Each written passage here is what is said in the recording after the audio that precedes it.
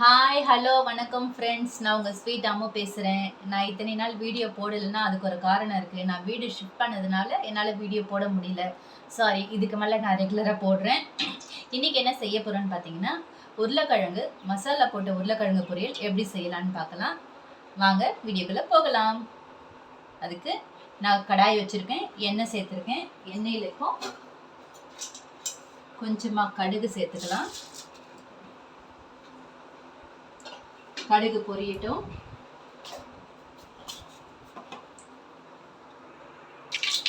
கடுகு நல்லா பொரிஞ்சிருச்சு.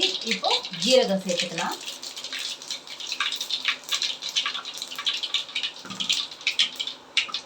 அடுத்து பூண்டு, 4 பல்லு பூண்டு தட்டி போட்டிருக்கேன்.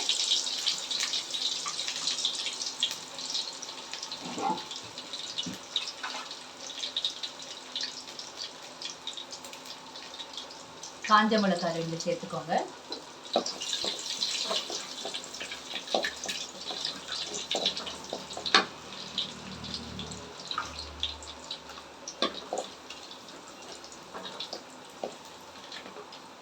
இப்போ நறுக்கி வச்சிருக்க வெங்காயம் உள்ள சேர்த்துக்கலாம். ஒரு வெங்காயம் தாங்க எடுத்திருக்கேன்.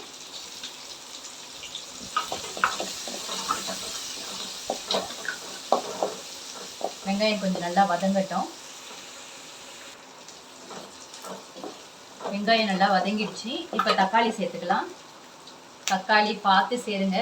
இது தக்காளி இல்லை, தங்கம். அப்படிதாங்க விற்கிது. தங்கம் கூட வாங்கிடலாம் உங்களுக்கு, தக்காளி வாங்க முடியாது. தக்காளி பார்த்து சேர்த்துக்கோங்க.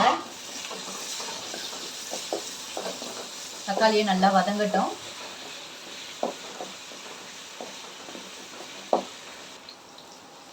தக்காளி வதங்கும் போது கொஞ்சம் உப்பு சேர்த்து வதக்கிக்கோங்க, அப்போதான் சீக்கிரமா வதங்கும்.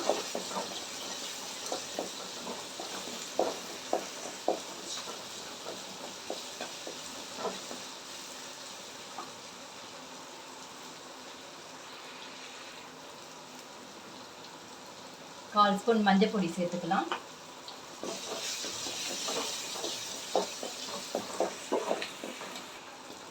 தக்காளி நல்லா வதங்கிடுச்சு. இப்போ இதில் குழம்பு மிளகாய் பொடி, நம்ம வீட்டில் அரைச்சி வச்சிருக்கோம் இல்லையா, குழம்பு மிளகாய் பொடி ஒரு 1.5 ஸ்பூன் சேர்த்துக்கோங்க. அந்த மசாலாலே வதங்கட்டும், எண்ணெயிலேயே வதங்கட்டும் இந்த மசாலாலாம்.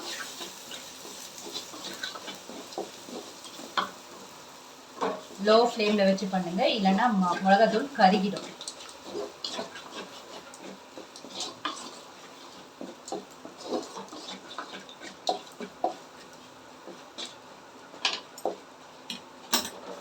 கொஞ்சம் நல்லா மிளகா பொடியோட பச்சை வாசனைலாம் போகட்டும்.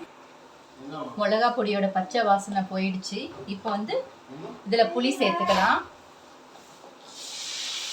லைட்டாக புளி கொஞ்சம் சேர்த்துக்கோங்க. ஒரு கொதி வரட்டும். பாருங்க, ஊற்றின புளிலாம் கொஞ்சம் கெட்டியாகி அந்த எண்ணெயெல்லாம் மேலே வர ஆரம்பிச்சிருக்கு. இப்போ உருளைக்கிழங்கு சேர்த்துக்கலாம். நான் ஆல்ரெடி வேக வச்சு தோல் உரிச்சு எடுத்து வச்சிருக்கேன். அந்த உருளைக்கிழங்கு உள்ள சேர்த்துக்கலாம். இப்போ இது நல்லா கலரி கொடுங்க, பொறுமையாக கலருங்க. ஏன்னா ஆல்ரெடி வேக வச்ச உருளைக்கிழங்குன்றதுனால உடஞ்சிரும்.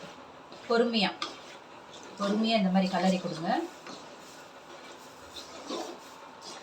ஃப்ளேம் ரொம்ப கம்மியாக இருக்கட்டும், வேகமாக தீ வைக்க வேண்டாம். பாருங்க, நல்லா மசாலாவில் இருக்க பச்சை வாசனைலாம் போய் அருமையான உருளைக்கிழங்கு மசாலா ரெடி ஆயிடுச்சு. இப்போ நான் என்ன பண்ணேன்னா, இதில் நான் கருவேப்பிலை சேர்க்கலை. கருவேப்பிலைக்கு பதில் புதினா சேர்க்குறேன். புதினா கட் பண்ணி வச்சுருக்கேன். புதினாவை சேர்த்து இறக்குங்க. இந்த மாதிரி நீங்கள் செஞ்சு பாருங்கள். புதினா போட்டு அதோட டேஸ்ட்டும் வேறு மாதிரி இருக்கும், வாசனையும் மனமாக இருக்கும். இந்த மாதிரி நீங்கள் ட்ரை பண்ணி பாருங்கள். பாருங்கள், புதினா தான் சேர்த்துருக்கேன் நான். கொத்தமல்லி கருவேப்பிலை நான் எதுவுமே சேர்க்கல. இன்னைக்கு புதினா சேர்த்து தான் செஞ்சுருக்கேன். அவ்வளோதாங்க.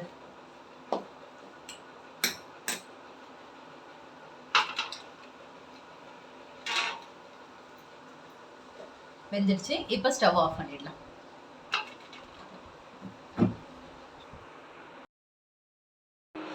அருமையான சுவையான உருளைக்கிழங்கு மசாலா பொரியல் ரெடி ஆயிடுச்சு. நீங்களும் இந்த ஸ்டைலில் செஞ்சு பாருங்கள். புதினா போட்டு செஞ்சு பாருங்கள். மெயினாக புதினா போட்டு செஞ்சு பாருங்கள். செஞ்சு பார்த்துட்டு எப்படி இருக்குன்னு கமெண்டில் சொல்லுங்கள். இந்த வீடியோ பிடிச்சிருந்தா லைக் பண்ணுங்கள், ஷேர் பண்ணுங்கள், சப்ஸ்கிரைப் பண்ணுங்கள். தேங்க்யூ.